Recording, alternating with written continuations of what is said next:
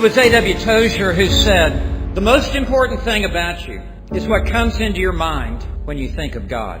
Everything in your life is directly influenced by your knowledge of God. The decisions you make, the places to which you go, the associations that you make, what you believe, and how you live. It's all governed by who you believe God is. Tell me what you believe about God, and I will tell you the direction of your life. Our entire life is being directed and propelled by the knowledge of God. David the psalmist will say, "God knows me intimately." This is the doctrine of the omniscience of God, that God knows everything immediately, perfectly, equally. First of all, God knows everything I am. "Oh Lord, you have searched me and known me." God knows David in his person perfectly. God knows his character. God knows his being. God knows who he is and what he is. And the very fabric and fiber of his soul. And not only is God high and lifted up, but God is also close and near to his people. It is not either or, it is both and. He says, "You have searched me." Joshua and Caleb, when they went into the promised land and searched out and explored, God, it is as though you have searched me out and explored me and have discovered everything about me, and there is nothing that you do not know about me. You have known me intimately, personally, deeply. But not only does God know everything I am, He knows everything I do. He says, "You have known when I sit down and when I rise up." These are two opposites, and it implies in everything in between. You know everything that I do. Further, you know everything I think. You read my mind like an open book.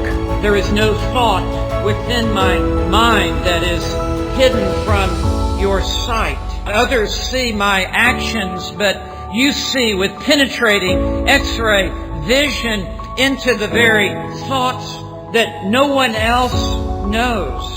You know everywhere I go. You know everywhere I go, whether I lie down or whether I am active on a path or anything in between in the spectrum of where I would go in life. God, you see it all. You know it all. You have sorted out my activities, the good from the bad, and you see every little detail of wherever it is that I go. You know everything I say, even before there is a word on my tongue.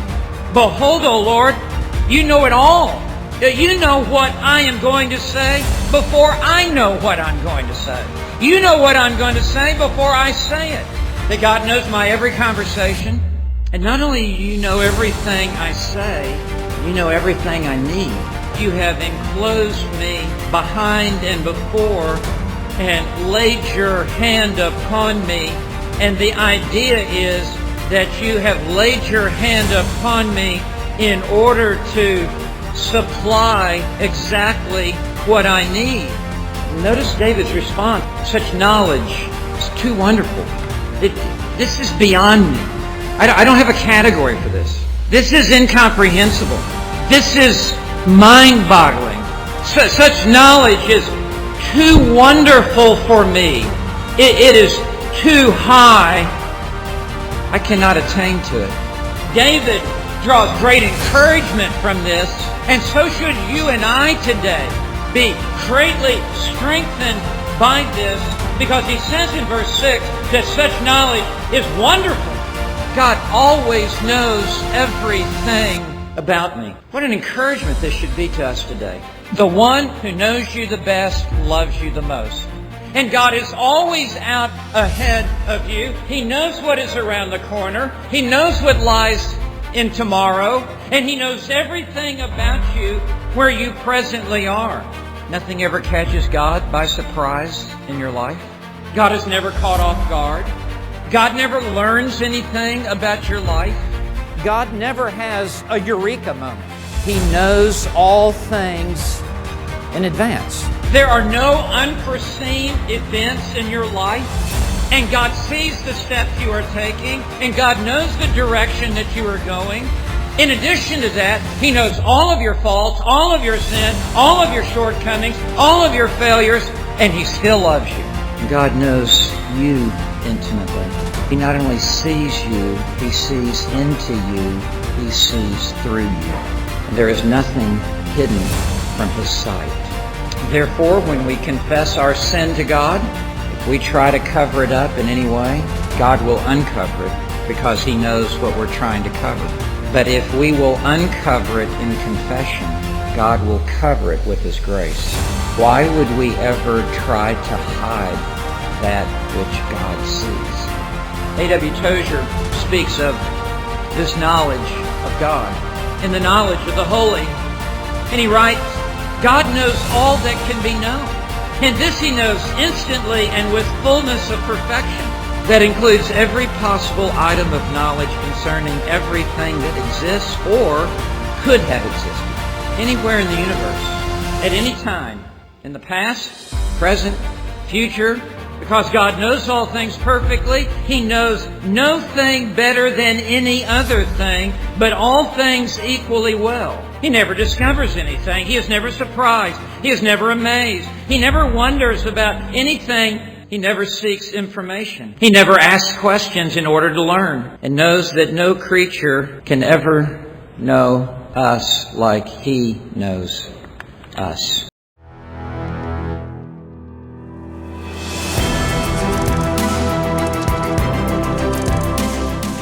And I want to remind you that there is nothing more important in your Christian life than for you to have a right and proper understanding of who God is. Because it will direct your worship. It will direct your pursuit of holiness.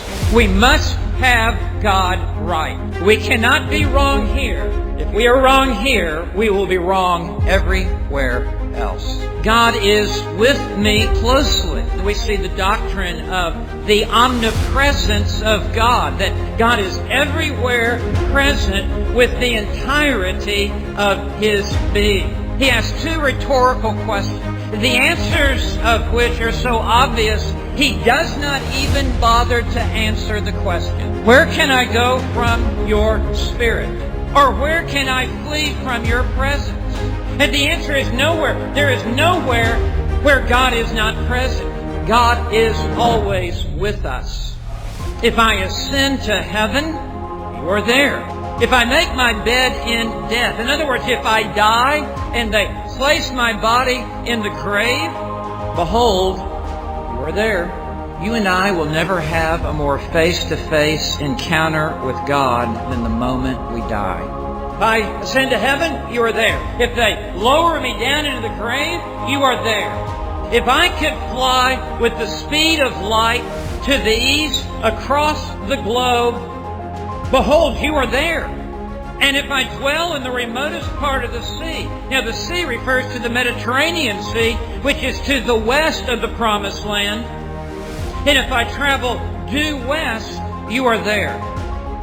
And what David is setting before us is something of a compass, north, south, east, west. No matter what direction I go, God is there. If I go north to heaven, south to the grave, east to where the dawn rises, or west to the sea, God, You are already there at all points of the compass, no matter where I go. And verse 10, even there, and the there refers to anywhere. Even there, Your hand will lead me. God is everywhere present.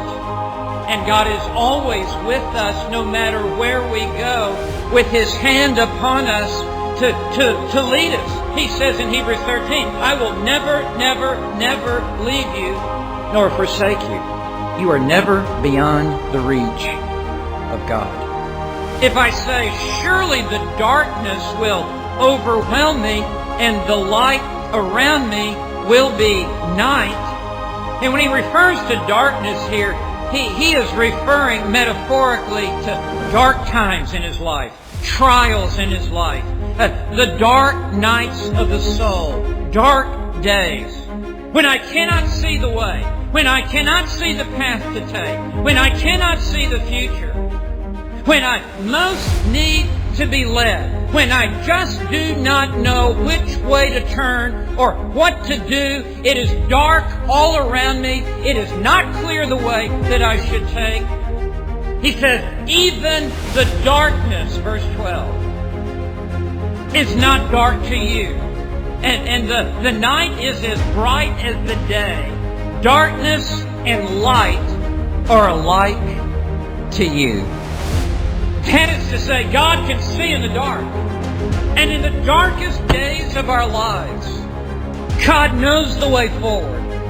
And whether it's good times when it's light or bad times when it is dark, whether it's days of prosperity or days of adversity, whether it's days of triumph or days of trial, it matters not to God. He always sees and knows and goes the way with us. And He makes a way where there is no way. In every circumstance, in every trial, in every adversity, and in every difficulty, the Lord is with us. And as John Knox said, God plus one still makes a majority. God is with you when you go to work. God is with you when you go to school. God is with you when you awake in the middle of the night to care for your dying parents. God is with you to be everything to you that you need. He's with us in eternity. He is with us in death. He's with us in life. He is with us in trials.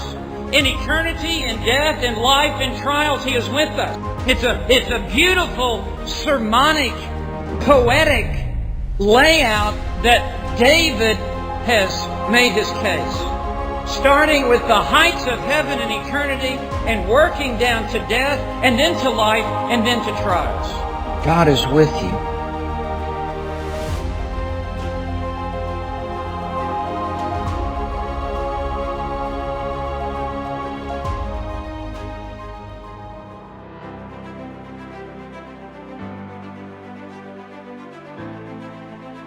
High thoughts about God lead to high worship of God and lead to high and holy living. And low thoughts about God lead inevitably to low worship and low and base living. As your knowledge of God goes, so goes your entire life.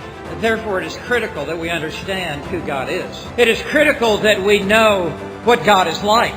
Not only is God with me closely, God made me uniquely. Here's the doctrine of the omnipotence of God. That God possesses all power to do all things, and God can create out of nothing. Notice beginning in verse 13, all that God has made. First, He's made my inward parts. For you formed my inward parts.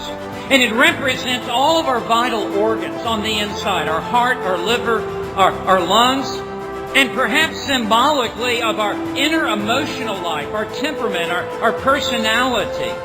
God, You formed everything on the inside that I am. He says, You wove me in my mother's womb. Look, like a beautiful tapestry, You knit me together carefully and skillfully and beautifully.